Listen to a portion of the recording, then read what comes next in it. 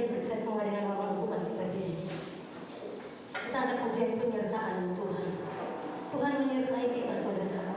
Kemanapun kita Tuhan selalu menyertai setiap langkah kita. Percaya dan yakini bahwa Tuhan selalu menyertai setiap langkah Bapak Ibu Saudara. Karena Tuhan sayang pada kita. Haleluya. Haleluya. Mari nyanyikan pujian ini dari hatimu saudara. Nyanyikan pujian ini dari imanmu saudara. Supaya kemanapun kau melangkah, kemanapun kau pergi, apapun yang menjadi misi-misi Tuhan yang memberkati. Tuhan yang memberkati perjalananmu. Tuhan yang memberkati keluargamu semuanya. Tuhan yang campurkan bagi setiap masalahmu saudara. Haleluya. Haleluya.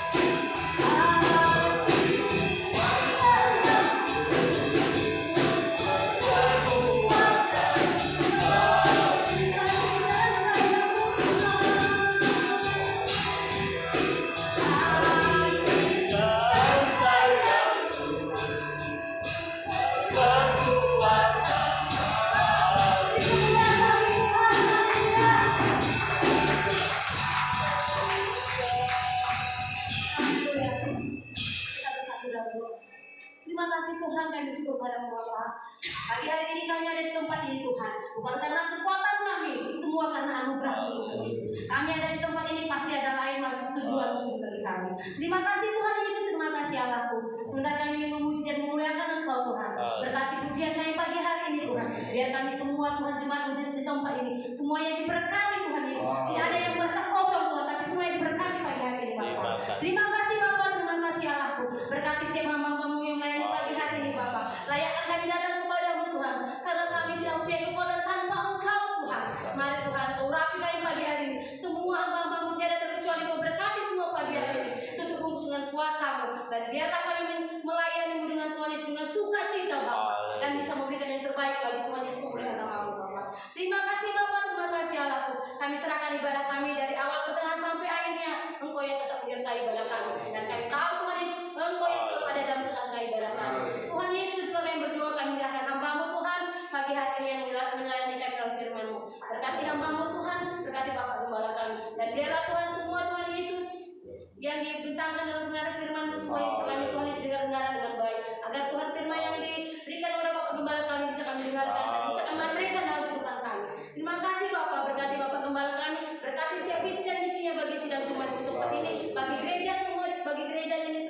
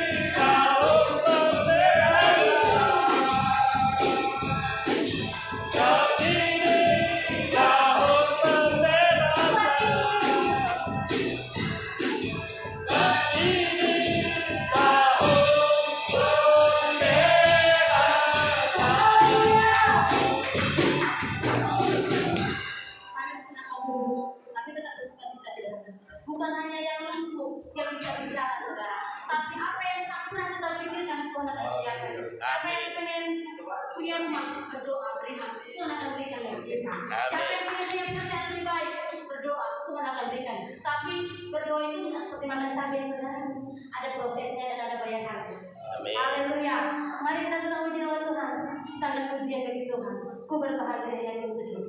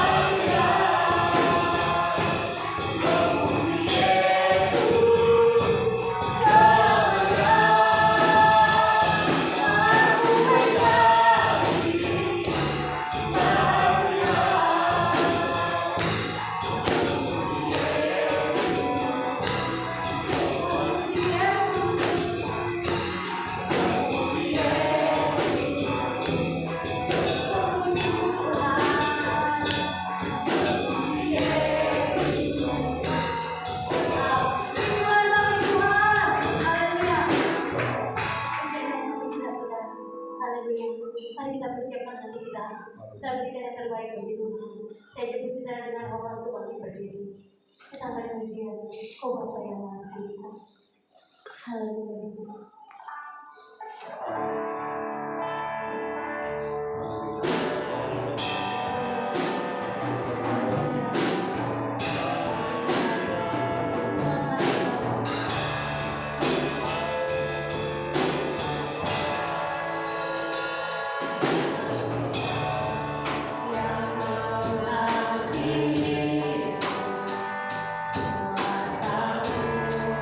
Memulihkan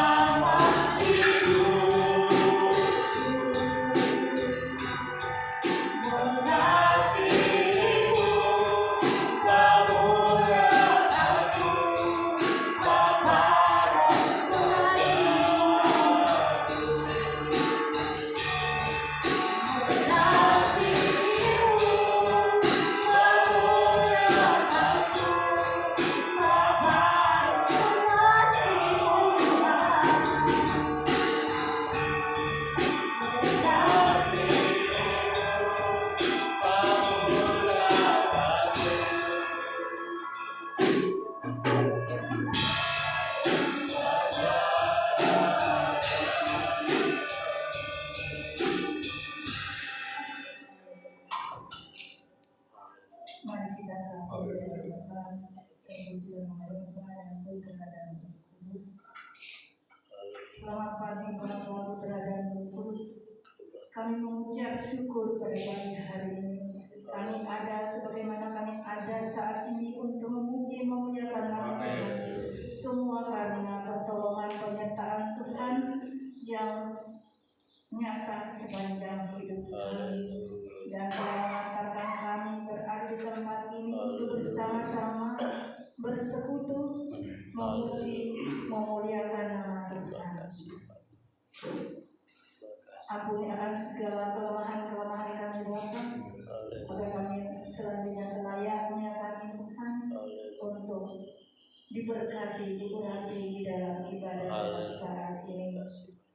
Kami berdoa untuk saudara-saudari kami yang pada saat ini tidak ada bersama kami Tuhan. Engkau tolong, Engkau kasihi mereka yang dalam keadaan sakit Tuhan. Engkau hadir menyapa mereka, terutama kepada Ibu Ampun yang pada saat ini sedang dirawat di rumah sakit Tuhan. Engkau tolong sehingga pada pertemuan-pertemuan berikut boleh hadir bersama dengan kami, juga dengan yang lain dalam halangan apapun ya Tuhan.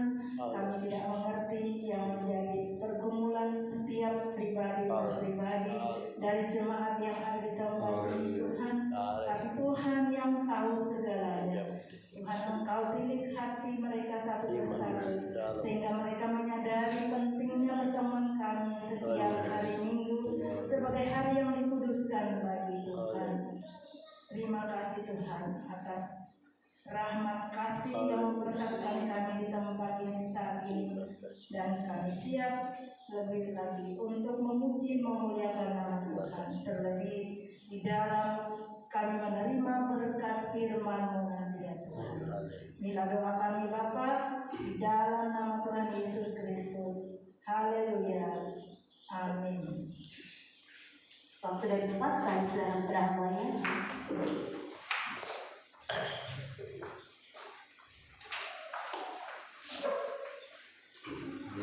Shalom, shalom, salam, sehat, amin, puji Tuhan.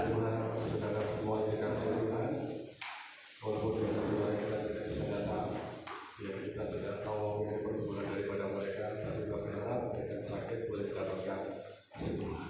Dan doa kita luar biasa, doa kita adalah tabib di atas segala tabib, di atas segala program.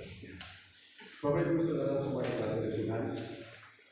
Ya, kalau minggu kemarin kita sudah berbicara tentang bagaimana serangan-serangan dari kuasa-kuasa kegelapan yang mencoba mengganggu kita lewat kebenaran firman Tuhan. Ya, mereka memutarbalikkan firman Tuhan. Nah, kadang-kadang orang kan tidak sadar ini benar atau salah. Saudara semua dikasih Tuhan. Apa bedanya cabai dengan lokal, cabai dengan sambal, saudara? Ya. Apa bedanya cabai dengan sambal? Nah, kalau cabai itu masih murni kepedasannya, tapi kalau sambal itu sudah ada terasi di situ, ada garam di situ, ada bawang di situ, ya, ada biji di situ, enak kedengarannya. Firman Tuhan juga demikian, kayaknya enak, tapi kadang-kadang itu bukan asli, ya, itu bukan asli. Kalau mau asli, makan cabai itu. Pedas itu saudara, makanya firman Tuhan itu pedas, ya pedas. Tapi kalau firman Tuhan yang sudah bercampur dengan terasi, dengan tomat, mungkin juga dengan garam, enak. Kadang-kadang memang kedengarannya enaknya firman Tuhan ini, itu sudah campur. Kalau ini yang betul-betul murni, makan dicari. Nah ini saudara, Bapak Ibu Saudara semua diberkati oleh Tuhan. Nah hari ini saya mau bawakan sebuah judul firman Tuhan. Saya bawa judul dari 2 Korintus pasal 5 ayat 15 sampai dengan 20. Misi manusia, manusia misi. Haleluya ya. Misi manusia, manusia misi. Kita buka Alkitab kita 2 Korintus pasal 5 ayat 15 sampai dengan 20. Kita akan baca bersama-sama, saudara. Dari perikop ini saya bawakan sebuah firman Tuhan ya, dengan judul Misi Manusia, Manusia Misi. Bapak Ibu saudara semua yang diberkati oleh Tuhan, kalau sudah ketemu kita akan baca bersama-sama. Saya akan baca ayat dari pertama 15, selanjutnya bergantian dengan sidang jemaat yang dikasihi oleh Tuhan. Demikian firman Tuhan. Dan Kristus telah mati untuk semua orang, supaya mereka yang hidup tidak lagi hidup untuk dirinya sendiri, tetapi untuk Dia yang telah mati dan telah dibangkitkan untuk mereka. 2, 3. Sebab itu kami tidak lagi menjalani bersama menurut ukuran manusia. Dan jika kami pernah menjadi Kristus menurut ukuran manusia, sekarang kami tidak lagi menjadinya demikian. Jadi siapa yang ada di dalam Kristus, ia adalah ciptaan baru. Yang lama sudah berlalu, sesungguhnya yang baru sudah datang. 2, 3. Dan semuanya tidak terhalang, yang benar dalam darah Kristus telah mendamaikan kita dengan dirinya, dan yang telah mempercayakan pelayanan perdamaian itu kepada kami. Sebab Allah mendamaikan dunia dengan dirinya oleh Kristus dengan tidak memperhitungkan pelanggaran mereka. Ia telah mempercayakan berita perdamaian itu kepada kami. 2, 3. Jadi kami adalah utusan Kristus, seakan-akan Allah menasihati kamu dengan perkataan kami. Dalam nama Kristus kami minta kepadamu, berilah dirimu didamaikan dengan Allah. Haleluya, terima kasih Bapak Ibu. Saya mau garis bawahi beberapa ayat dari 18 bahwa Dia telah mempercayakan pelayanan pendamaian itu. Ya, pelayanan pendamaian itu kepada kami. Kami di sini itu menunjuk pada waktu ada Paulus dan Timotius. Ya, dikatakan yang telah mempercayakan pelayanan pendamaian itu kepada kami. Di dalam ayat 19, Ia telah mempercayakan berita pendamaian itu kepada kami. Diulang lagi. Dan kesimpulannya di ayat 20. Jadi kami, yaitu pada waktu adalah Paulus dan Timotius, adalah utusan-utusan Kristus. Misionaris ya pada waktu itu. Saudara semua yang dikasihi oleh Tuhan, hubungan manusia dengan Allah itu bisa diibaratkan pada waktu itu hubungan antara dua orang teman yang dulu baik-baik saja, kemudian mereka bersih tegang, kemudian mereka bertengkar, kemudian mereka bermusuhan menjadi satu. Itu ya. Hubungan yang dulunya baik, yang mereka miliki pada waktu itu, sekarang menjadi tegang, bahkan hampir putus. Ibaratnya demikian. Mereka berhenti berbicara, mereka tidak mau berbicara lagi. Komunikasi itu kayaknya ngobrol itu kayak ganjil gitu, ya, aneh. Akhirnya bangun apa? Teman yang dulunya baik, teman yang dulunya begitu akrab sekali, lalu menjadi orang asing. Nah, orang percaya dulu kan bagus dengan Tuhan, tapi gara-gara ada suatu masalah dari manusia tersebut, akhirnya manusia dengan Allah itu manusia menjadi asing di mata Allah. Tetapi Bapak Ibu Saudara semua yang diberkati oleh Tuhan, atas inisiatif Allah sendiri, atas kehendak Allah sendiri, karena kasihnya begitu kepada manusia yang begitu luar biasa, Allah ingin memulihkan hubungan yang tidak baik. Dia pulihkan hubungan yang rusak. Ya. Dia ingin pulihkan, saudara. Kenapa? Yaitu lewat kematian Yesus di atas kayu salib. Nah, didamaikan itu harus inisiatif Allah. Gak ada inisiatif dari manusia, gak ada. Manusia begitu salah sembunyi dia, ya, Adam langsung sembunyi, Adam sembunyi. Tapi Allah atas inisiatifnya, ini bagaimana sudah bisa berdamai lagi, ya. Bapak Ibu Saudara semua yang dikasihi oleh Tuhan, Roma pasal 5 ayat 1. Sebab itu kita yang telah dibenarkan karena iman, Kita hidup dalam damai sejahtera dengan Allah oleh karena Tuhan kita Yesus Kristus, oleh karena Kristus. Nah, itu sebabnya saudara semua dikasih oleh Tuhan. Oh, betapa indahnya kalau orang itu percaya kepada Yesus. Hubungan yang dulu rusak dipulihkan, ada sebuah yang menjadi sebuah mediator di sana. Nah, Roma 5 juga ayat 10 juga sama. Dikatakan apa di sana? Nah, Roma 5 ayat 10. Sebab jikalau kita ketika masih satu rumah diperdamaikan dengan Allah oleh kematian anaknya, lebih-lebih kita yang sekarang telah diperdamaikan pasti diselamatkan oleh hidupnya. Nah, Bapak Ibu yang diberkati oleh Tuhan, diperdamaikan kita dengan Allah melalui Kristus itu. Nah, Bapak Ibu, kemudian begini saudara. Setelah kita menerima uluran tangan Tuhan pendamaian itu, ini kan sudah didamaikan gitu, ya kita sudah damai dengan Allah. Uluran pendamaian yang datangnya lewat Kristus itu, maka Allah berkata apa saudara? Ya. Di dalam 1 Yohanes pasal 4 ayat 9. 1 Yohanes pasal 4 ayat 9. Apa dinyatakan di sana Bapak Ibu? Yang pertama, hidup kita itu adalah untuk misi. Hidup manusia hidup itu adalah sebagai utusan, sebagai misionaris. Hidup kita adalah kita hidup untuk Kristus. 1 Yohanes pasal 4 ayat 9. Firman Tuhan berkata, dalam hal inilah kasih Allah yang dinyatakan di tengah-tengah kita, yaitu bahwa Allah telah mengutus anaknya yang tunggal di dalam dunia supaya kita hidup olehnya. Jadi kita benar-benar hidup adalah untuk Kristus. Kita hidup adalah untuk Yesus. Yang kedua, kita hidup tidak untuk diri kita sendiri. Ini yang perlu kita pahami. 2 Korintus pasal 5 ayat 15 dan tadi barusan kita baca. 2 Korintus pasal 5 ayat 15. Bisa dikatakan, dan Kristus telah mati untuk semua orang, supaya mereka yang hidup tidak lagi hidup untuk dirinya sendiri. Jangan pikirkan diri sendiri. Kita sudah didamaikan, kita sudah diselamatkan, kita sudah mendapatkan anugerah. Jadi jangan lagi hidup untuk diri sendiri.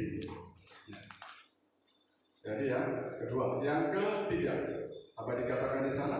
Kita diberi tugas penting untuk membawa pesan pendamaian tersebut kepada orang lain. Memang pada waktu itu saudara, itu adalah tugasnya Paulus, itu adalah tugasnya daripada Timotius. Tapi pada waktu itu Bapak saudara semua dikasih oleh Tuhan, itu disampaikan kepada orang-orang Korintus pada waktu itu.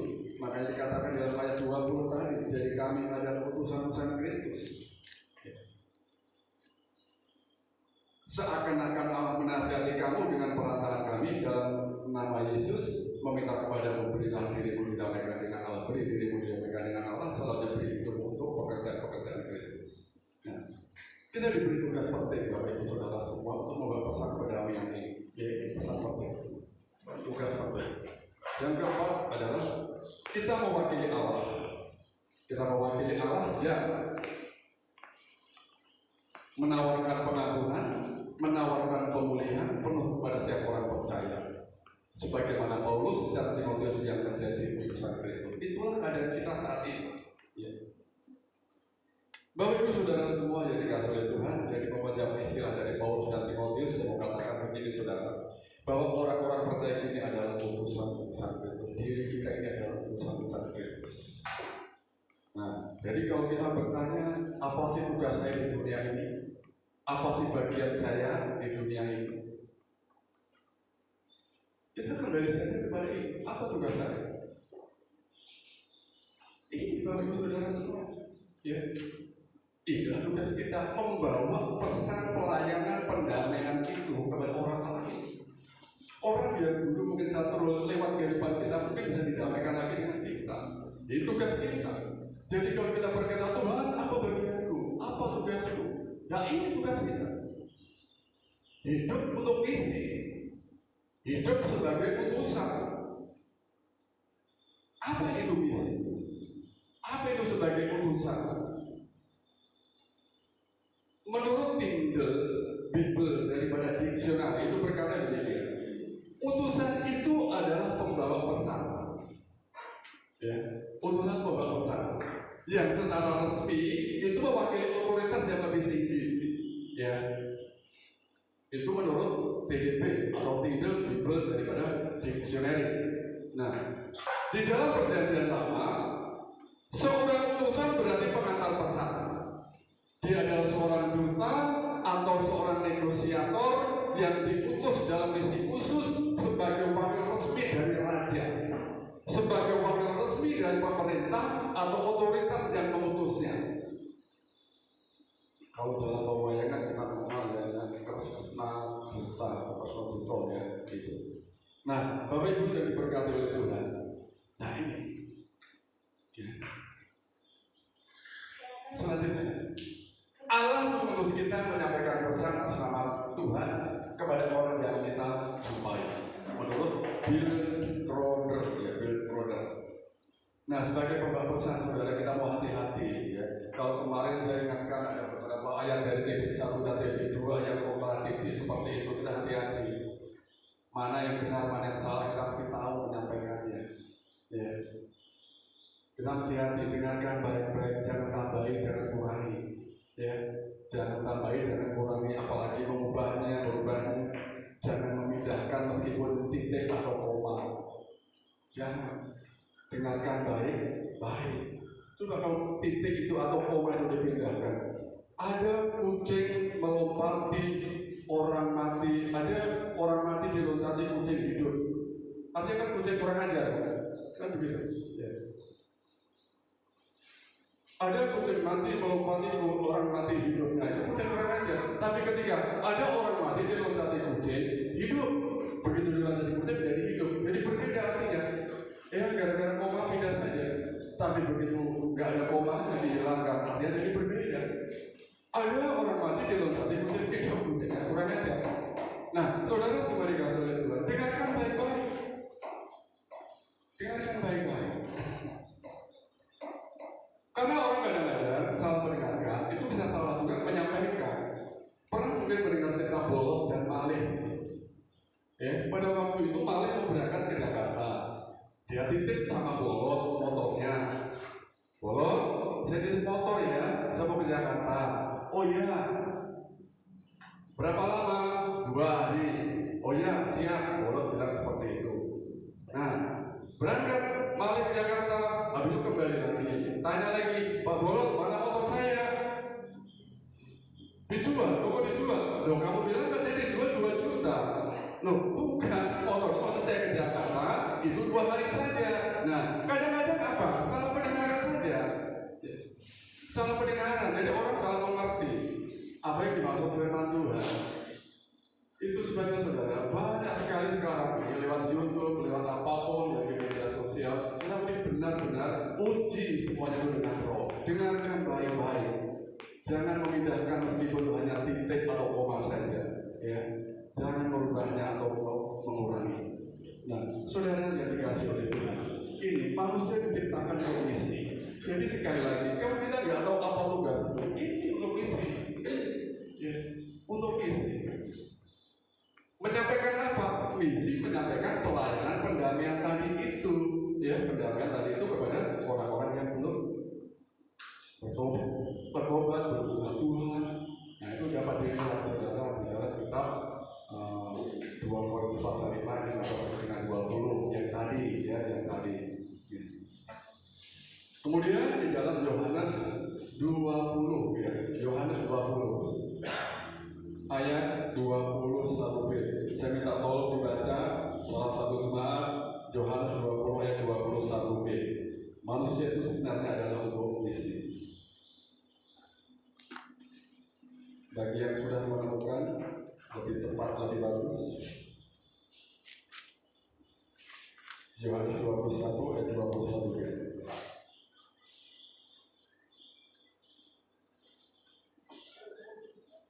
Yohanes pasal 20 ayat 20b. 21. 21b. Iya. Demikian juga sekarang aku mengutus kamu. Lanjut, coba di awal dari awal saja. Yohanes pasal 20 ayat 21. Iya. Kata Yesus sekali lagi, damai sejahtera bagi kamu, sama seperti Bapa mengutus aku, demikian juga sekarang aku mengutus kamu. Haleluya. Nah, ini saudara.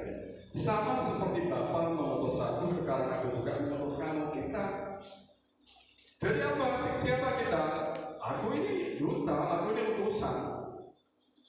Ya, saudara semua dikasih oleh Tuhan. Menjadi orang percaya berarti adalah wakil Tuhan untuk hidup di dunia ini. Allah menjadikan manusia, Allah menjadikan kita agar manusia bisa memberikan atau bisa berkontribusi, berperan serta lewat hidupnya manusia itu sendiri. Inilah yang disebut misi, ada kontribusi. Lebih bagus lagi baru komitmen.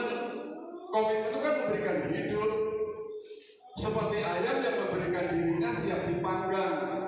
Tapi kalau ayam yang hanya bisa memberikan telur, itu namanya kontribusi. Nah, orang percaya itu memberikan hidupnya, memberikan komitmennya, bukan hanya kontribusi, ya, bukan hanya telur yang diberikan, tapi hidupnya siap dijadikan ayam panggang. Itu Bapak Ibu Saudara semua yang diberkati oleh Tuhan. Jadi kesimpulannya, saudara, manusia diciptakan adalah untuk menjadi misi.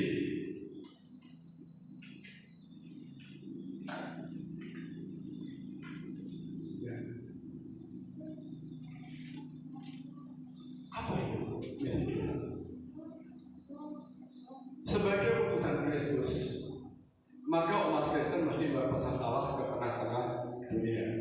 Apa yang sudah dikatakan Tuhan Yesus, saudara semua dikasih oleh Tuhan, lewat tubuh jasmaninya di dunia harus kita lanjutkan.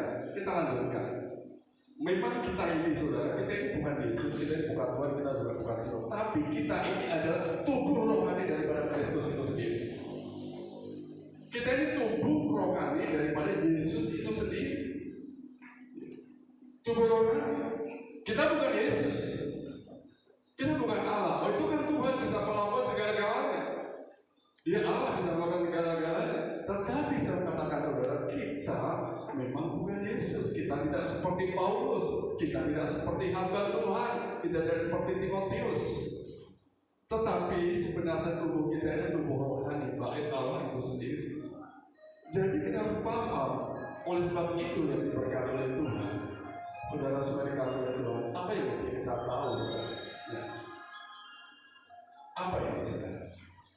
Jadi harus kita paham bahwa tugas misi ini bukan tugas yang diberikan kepada pendeta atau dibebankan kepada pendeta atau gembala saja.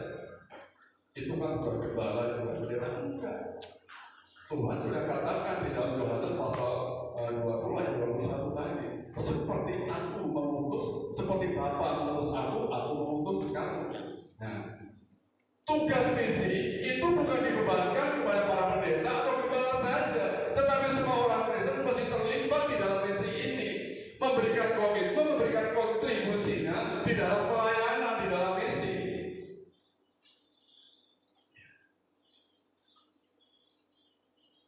Tugas ini sangat istimewa, istimewa. Karena kita orang yang dulu berdosa, sekarang percaya Tuhan menjadi misi pendamaian itu. Banyak orang yang melayani tapi nggak ada kesempatan, keburu dipanggil Tuhan. Kita bersyukur karena kita tidak layak, kemudian kita dilayakkan, ambil bagian dalam pekerjaan mulia ini menjadi sebagai seorang misi. Jadi kita sebagai rekan-rekan sekerja Allah. Puji Tuhan, Bapak Ibu. Oleh sebab itu, ya, kita bersyukur kepada Tuhan. Ya, selagi masih ada kesempatan, hidup ini harus jadi berkat. Ya, harus jadi berkat. Yesus mengutus kita kepada semua kelompok, semua etnis, semua golongan, semua komunitas dimanapun, di mana itu belum ada saksi-saksi Injil. Sudah, belum ada saksi Injil, masuk ke sini. Ya, masuk ke sini, jadilah saksi Injil. Nah, oleh sebab itu saudara yang dikasih oleh Tuhan. Nah, kita nggak usah takut. Dikasih fasilitas kalau kita dikasih fasilitas. Ada fasilitas yang diberikan kepada kita. Apa? Karunia roh. Karunia rohani diberikan kepada kita. 1 Korintus pasal 12 ayat 7. Apa dikatakan di sana? Ada karunia rohani yang diberikan kita dan diberikan oleh Allah kepada kita. Kepada tiap-tiap orang dikaruniakan pernyataan roh untuk kepentingan bersama, untuk kepentingan bersama. Dan lihat orang lain, jangan fokus pada diri sendiri. Setelah kita diselamatkan, hidupmu itu bukan untuk dirimu sendiri. Demikian 1 Korintus pasal 5 ayat 15 sampai dengan 20 tadi. Cobalah peduli dengan orang lain. Cobalah peduli itu ada orang yang belum diselamatkan. Ya. Ada karunia roh, mungkin kita bertanya, kita bisa enggak sih? Bisa, kenapa tidak?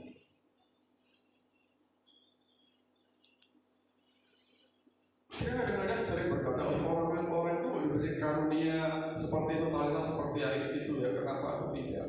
Artinya apa? Kita kan berarti memiliki kerinduan yang sama. Ya. Itu berarti Bapak Ibu Saudara, bahwa Tuhan telah mengaruniakan, memperlengkapi setiap orang percaya dengan karunia rohani. Orang yang diutus pasti diperlengkapi. Sering saya katakan, orang yang mengutus pasti ya orang yang repot. Tuhan yang mengutus, Tuhan yang repot. Dia akan kasih perlengkapan kita, bekal kita, pakaian kita, kecukupan kita, dicukupi semuanya. Tuhan yang suruh. Saya suruh istri saya kemana lalu, saya kasih dana, saya transport, ini untuk makan, untuk beli bensin dan sebagainya, saya kasih. Tuhan suruh kita, Tuhan kasih, itu yang namanya perlengkapan itu tidak mungkin dibiarkan begitu saja. Jadi kalau dikatakan, apakah saya bisa melakukannya? Nah, pertanyaan begini kan seperti kadang-kadang ragu. Tapi kalau kita kembali pada panggilan tadi, sebenarnya kita tidak perlu bertanya seperti ini. Orang yang diberikan karunia rohani, Bapak Saudara semuanya, tapi tidak dipergunakan, ya, tetapi tidak dipergunakan. Itu seperti obat yang manjur, tetapi tidak diminum, nggak ada gunanya, nggak ada gunanya.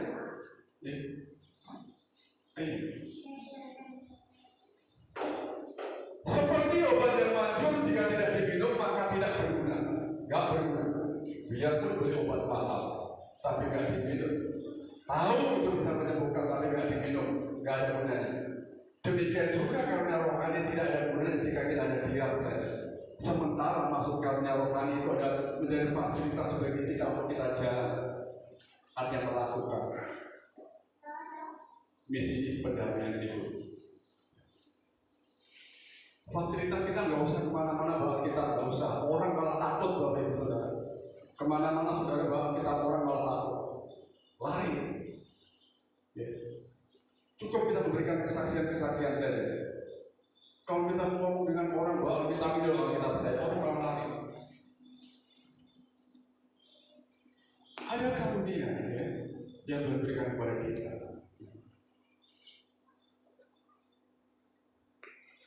Yang kedua, Roh Kudus.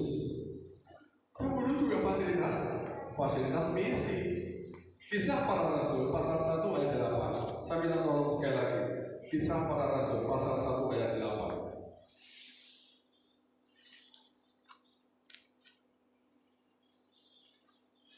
Iya, Kisah Para Rasul pasal 1 ayat 8.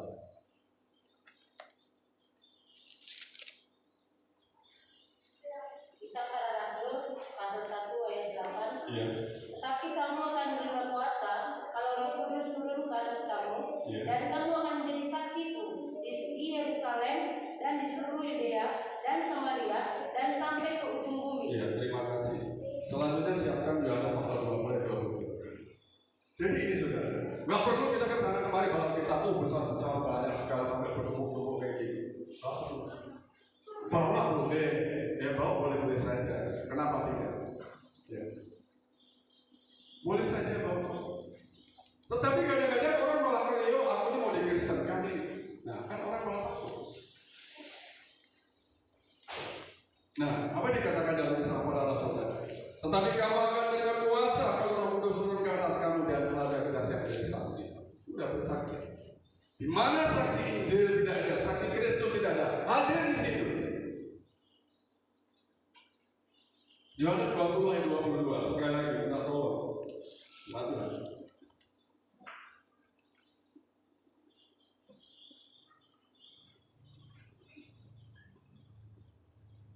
Dan Yohanes 20 ayat 22. Dan sudah berkata demikian, ia mengurusi mereka dan berkata, terimalah Roh Kudus. Nah, terima Roh Kudus. Artinya jangan andalkan kekuatan sendiri. Ya. Terima itu kuasa Allah. Terima itu karunia-karunia Allah. Terima Roh Kudus kemudian berbicara. Jika tidak, tunggu sampai dapat.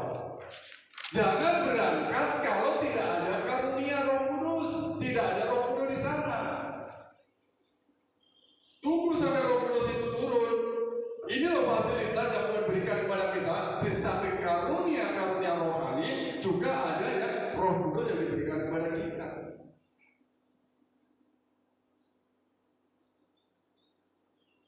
Ini harus kita bawa, kalau enggak bisa mati kita. Seperti yang saya sampaikan kemarin ya, jangan ikut pertandingan MMA. MMA itu seni bela diri. Itu seni bela diri itu gabungan dari teknik berbagai olahraga seni bela diri campuran, baik pukulan, tendangan, tinju, membanting, ada semua di sini. Ya. Kalau kita belum terima ini, nggak usah berangkat. Yakin Roh Kudus itu sudah memimpin kita berangkat, tetapi kita yakin kita berangkat karena Roh Kudus memimpin, itu juga berangkat. Olahraga MMA itu terdiri dari tinju, itu ada judo, jiu-jitsu, kemudian juga yang namanya tinju Thailand, karate ada. Nah, orang yang tidak terima Roh Kudus, tidak ada karunia rohani, kalau orang hanya main tinju saja, mau masuk di dalam arena MMA, habis itu digulung orang di situ. Habis. Orang percaya yang hanya mengandalkan dirinya sendiri, habis dia diterkam oleh segala. Banyak sekali orang-orang saudara baru kuliah setengah tahun saja, setengah semester baru 3 bulan. Mereka begitu sok teologi yang begitu luar biasa. Sementara antara membedakan suara dan suara Roh Kudus belum bisa. Terima dulu itu karunia Roh Kudus, karunia rohani. Berangkat kita untuk maju di dalam pertandingan MMA. Banyak orang-orang yang kita hadapi, saudara. Baru mendapatkan bekal sedikit saja, berangkat ya. Keburu ingin tampil, keburu ingin unjuk diri. Baru juga setengah semester, baru 3 bulan. Artinya apa? Jangan andalkan kekuatanmu sendiri. Jangan mengandalkan kemampuanmu sendiri, andalkan Tuhan. Minta pertolongan Tuhan, penyertaan Tuhan. Seperti pujian tadi. Penyertaan Tuhan jauh lebih penting.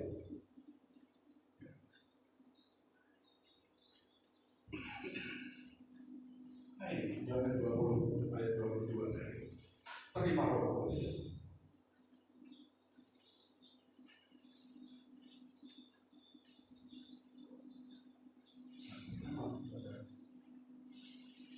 Tunggu, terimalah Roh Kudus. Gak usah buru-buru.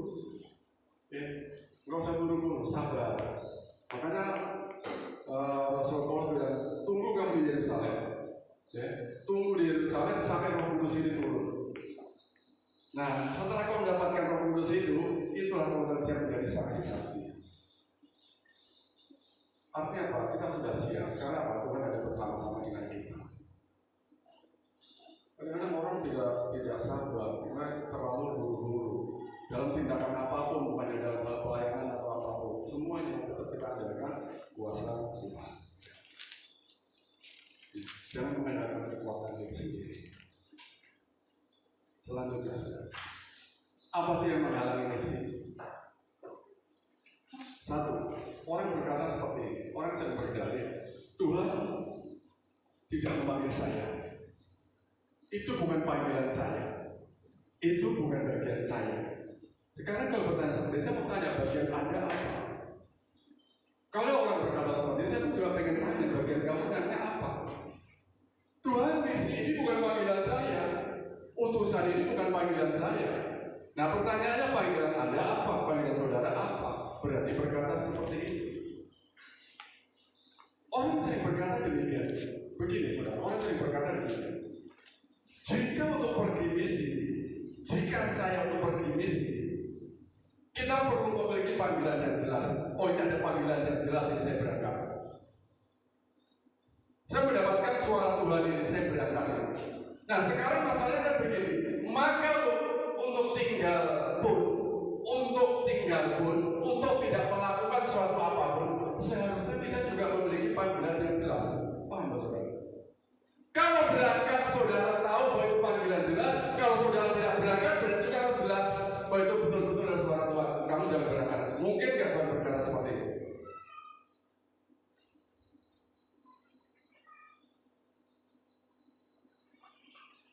Orang berdalih demikian.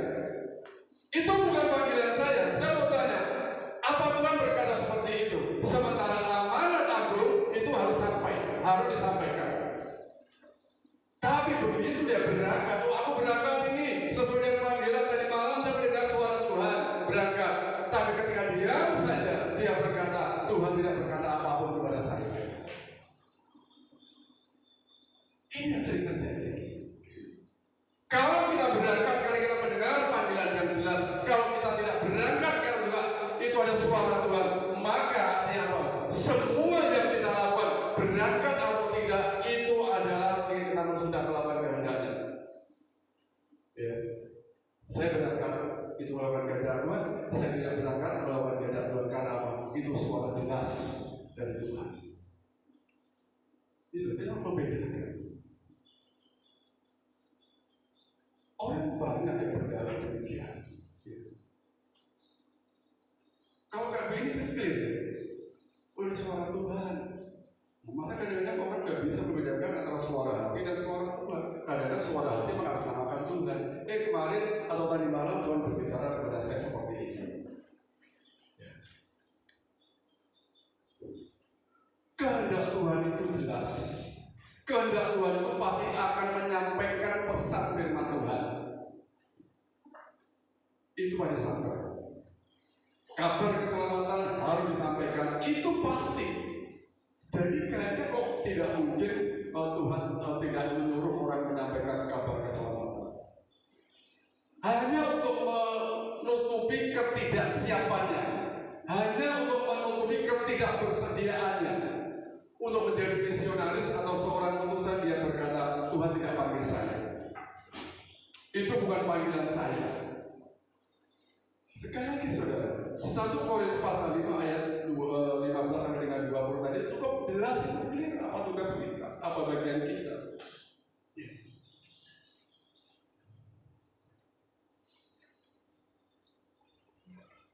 Nah, kehendak Tuhan sangat jelas bahwa kabar keselamatan harus disampaikan sampai ke ujung. Ini tugas siapa? Tugas siapa? Yang kedua, sindrom minoritas. Orang-orang Kristen kadang-kadang cenderung dia merasa minder, ya, nggak punya nyali, tidak punya keberanian untuk menyuarakan kebenaran atau menyuarakan firman Allah. Karena mereka tinggal di tengah-tengah mayoritas. Aku ini cuma seorang diri, tapi sementara itu banyak orang. Kadang-kadang aku ini orang Kristen sendiri. Ada sebuah sindrom di sana. Banyak kadang-kadang orang saja berdoa pada waktu makan di rumah makan pun malu-malu. Pokoknya cepat sekali dalam nama Yesus, haleluya, amin. Takut orang lain melihat. Nah, cuma kalau seperti ini kita lakukan, saudara, luar biasa. Kita berdoa, kita menjadi berkat untuk orang Kristen. Kita bukan pamer, tapi kita menjadi saksi Injil, saksi Kristus dimanapun berada.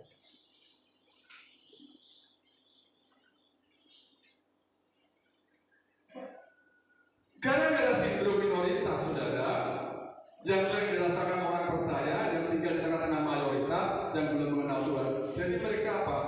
Oh, lupa kalau mereka tuh nggak punya nyali, nggak punya keberanian untuk menyuarakan kebenaran.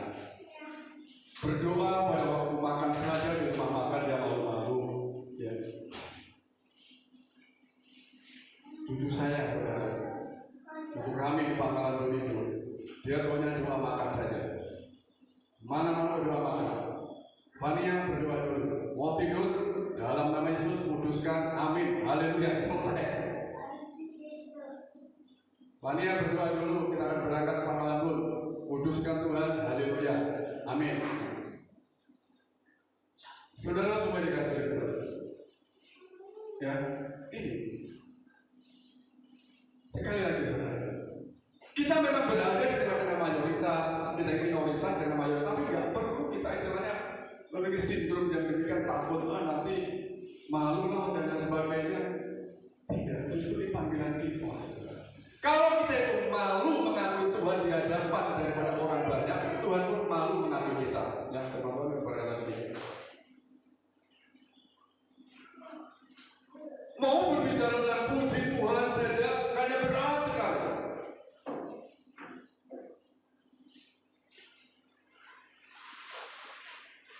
Memang alhamdulillah dengan puji Tuhan itu kurang lebih saja artinya, tapi orang percaya paling tidak juga menggambarkan sebagai identitas kita sebagai orang percaya. Puji Tuhan, Pak, tadi Bapak saya berkali. Puji Tuhan, berkali dengan kesehatan dan sebagainya. Nah, ya, jadi yang pertama apa saudara? Berdalih itu bukan panggilan saya. Yang kedua, karena sindrom minoritas, nggak punya nyali mau menyampaikan kebenaran gara-gara dengan mayoritas. Yang ketiga, ini kemampuan ekonomi yang terbatas. Apa artinya saudara? Kemampuan ekonomi yang terbatas, akhirnya ekonominya itu mungkin ya ekonominya pas-pasan lah seperti itu. Alasannya aku nih ekonomiku nih mepet ini, ya. Aku ini tidak mampu, aku bukan orang kaya, mungkin seperti itu. Hidup dalam kemampuan ekonomi yang terbatas dengan komunitas yang rentan dengan gejala sosial, karena kanan kiri itu bergaya semua, sementara hidupnya di tengah-tengah dalam keadaan yang terbatas, itu juga dapat menjadi alasan seseorang untuk mengesampingkan atau perhatiannya pada tugas-tugas gereja. Aku mendapatkan tugas misi, aku sebagai utusan, tapi karena ekonominya mepet, lalu lupa pada tugas gereja. Dia lupakan, dia abaikan, dia tidak hiraukan lagi tugas-tugas misi. Karena apa? Ini kebutuhanku nggak ada. Ini kan? Ekonomiku pas-pasan. Kalau hari ini aku nggak kerja, besok nggak makan. Nah, gara-gara kemampuan ekonomi terbatas inilah lalu mengesampingkan perhatiannya pada tugas-tugas sebagai orang percaya, bagian yang seharusnya dia lakukan. Nah, ketiga hal ini, saudara semua yang dikasih oleh Tuhan. Ini. Ketiga hal ini.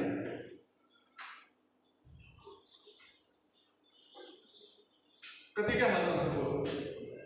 Berdalih Tuhan tidak memanggil, Tuhan tidak panggil saya sebagai seorang utusan. Berdalih sindrom minoritas dan kemampuan ekonomi yang terbatas adalah gejala yang wajar secara manusiawi. Tetapi itu dalam pandangan Alkitab bukan suatu alasan bagi kita untuk tidak menjadi saksi Tuhan. Haleluya. Ekonomiku terbatas.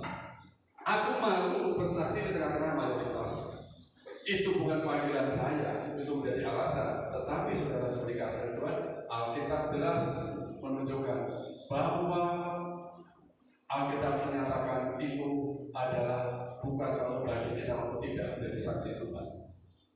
Justru kita menjadi saksi Tuhan di dalam keterbatasan kita, di dalam kelemahan-kelemahan kita. Allah itu bekerja melalui kita. Allah bekerja melalui kita. Sebenarnya, saudara, ya, sebenarnya Allah bisa saja memaksa semua orang bertobat. Bisa nggak melakukan ini?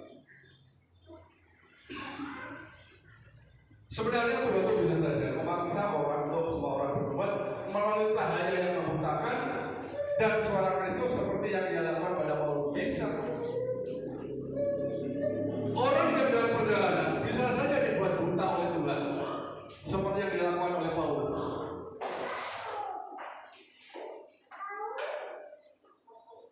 Bisa Tuhan lakukan.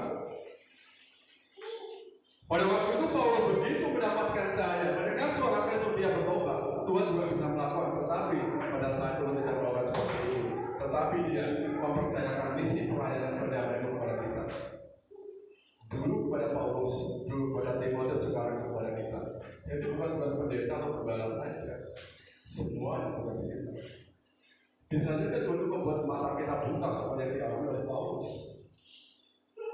Bisa, tapi Tuhan tidak melakukan itu. Nah, saudara mereka, puji Tuhan ya saudara yang berkata oleh Tuhan. Usia gereja kita ini 16 tahun, ya, masuk ke 16. Tahun 2025 nanti sudah ke 16. Untuk gereja Bethel sendiri, saudara, di mana tahun ini sudah ke 54. Ya. Hal ini sangat membutuhkan rekan-rekan sekerja Allah untuk mau terlibat aktif, ya, untuk mau terlibat aktif di dalam pelayanan, di dalam misi yang Tuhan percayakan kepada gereja kita ini. Sudah 15 tahun, saudara itu jalan 16. Tidak mungkin saya sendiri, tidak mungkin Pak Ali sendiri, tidak mungkin teman-teman sendiri. Tapi mari kita semuanya, anak-anak kita ini, mari kita bawa, kita dukung. Jangan punya anak mau dilemparkan ke gereja lain, repot kan? Nah, kita dukung di sana.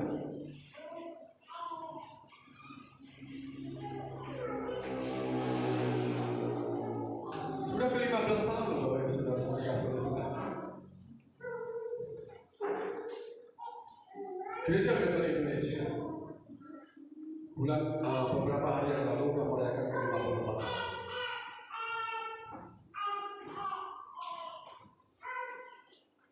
Tuhan itu bisa memakai kita bisa melihat Tuhan lewat berbagai cara yang ada. Kalian pelayanan berbagai musik dari WL, dari kemudian juga multimedia dalam komunitas di mana kita berada dan lain sebagainya. Ya. Saya sebagai hamba Tuhan mengajar mereka dalam pekerjaan ini. Supaya semakin banyak jiwa-jiwa di mana saya mengajak saudara, saya tidak ingin bekerja sendiri. Saya ingin bekerja sendiri. Kalau saya sekali-sekali saya main musik, saudara, kenapa? Pertama, orang tidak mau, ya kan? Pertama, orang nggak mau. Yang kedua, orang nggak ada. Kalau orang tidak mau, nggak bisa saya paksakan. Tuhan itu hanya memakai orang yang mau. Orang tidak biasa, orang tidak ada, orang tidak sanggup. Nah, saya nggak mau melakukan ini, bukan berarti saya mau jadi one man show juga enggak. Tapi saya mau mengajak supaya mari kita menjadi rekan-rekan sekerja Allah. Tuhan hanya memakai orang yang mau, orang yang tahu tapi tidak mau. Tuhan juga nggak mau pakai.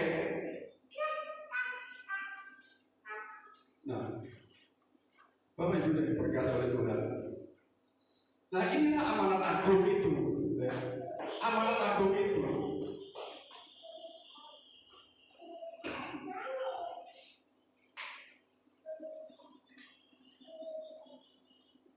Kita semua mempunyai misi. Kita semua mempunyai misi. Kita semua adalah utusan pelayanan pendamaian itu. Tuhan bekerja melalui kita untuk menyelamatkan yang hilang. Tidak ada misi yang lebih penting selain daripada ini. Sampaikan pendamaian kepada orang lain. Selanjutnya, kesimpulannya. Menjadi rekan sekerja Allah yang aktif dalam pekerjaan atau pelayanan di gereja. Mari kita aktif di dalam pelayanan. Ada orang berkata seperti Tuhan, aku capek. Aku capek melayani Tuhan. Aku lelah. Saya sampaikan saudara, orang itu lebih capek berada jauh daripada Tuhan daripada di dekat dengan Tuhan. Itu orang jauh lebih capek. Ya. Tapi kalau orang yang melayani Tuhan, saya tahu memang kerbatasan fisik yang ada. Tetapi sesungguhnya yang benar adalah orang yang jauh dengan Tuhan jauh lebih capek daripada orang melayani Tuhan. Jadi mari kita menjadi rekan sekerja Allah yang aktif di dalam pelayanan di gereja. Apapun yang dipercayakan kepada kita, ini tugas, ini daripada tanggung jawab saya, ini bagian saya. Selanjutnya, mengambil bagian dalam proyek-proyek pekerjaan Allah, apapun itu.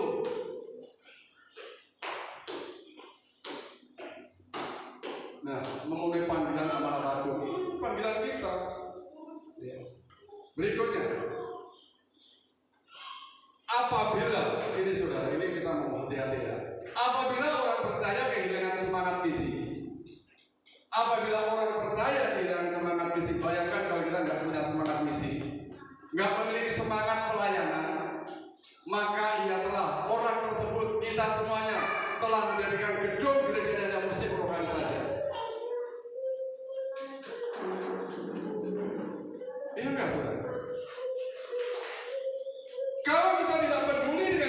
jiwa-jiwa di luar sana. Kita tidak lagi punya semangat misi. Kita kehilangan semangat misi, semangat pelayanan. Maka gereja akan jadi museum rohani, museum spiritual, tidak lagi menjadi tempat penyembahan. Ini ngeri, saudara.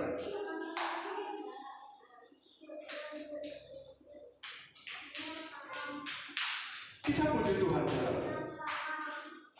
Gereja kita sudah seperti ini.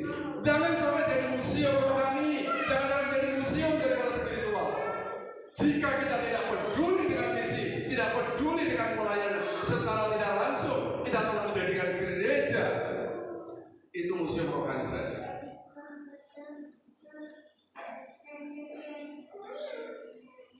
Jadi kita tidak bisa menganggap enteng, tidak bisa menganggap lemah. Makanya kita penuhi panggilan amanat agung. Inilah tugas kita. Ya. Inilah bagian kita. Sudah pemain musik masuk ke depan. Baru saudara-saudara kasih. Mari kita memiliki kepekaan. Ya. Mari kita memiliki yang namanya kepedulian. Oh, ini adalah gerejaku, ini adalah tempat ibadahku, tempat penyembahanku. Jangan sampai menjadi museum daripada rohani. Jangan sampai menjadi museum daripada museum roh spiritual. Karena kalau itu yang dilakukan, maka kita punya andil ke sana. Telah memperlakukan gereja, tempat penyembahan kita itu jangan sampai menjadi tempat penyembahan dari tempat daripada museum saja. Kita puji Tuhan, saudara. Gereja kita sudah bagus. Ya, kita pulang-pulang kita berani. Walaupun di dalam bagian lain kita kekurangan, tapi nggak apa-apa, Tuhan cukupkan. Kalau kita bisa membangun seperti ini, karena ada bagian yang harus kita aplikasikan ke sana, kita eksekusi ke sana. Puji Tuhan. Semakin yang sudah begitu luar biasa, ya dalam misi kita ini lebih penting lagi, ya tidak ada yang lebih penting daripada misi daripada memenuhi panggilan amanat agung. Kita akan satu pujian berikan kepada kami hati yang mengasihi.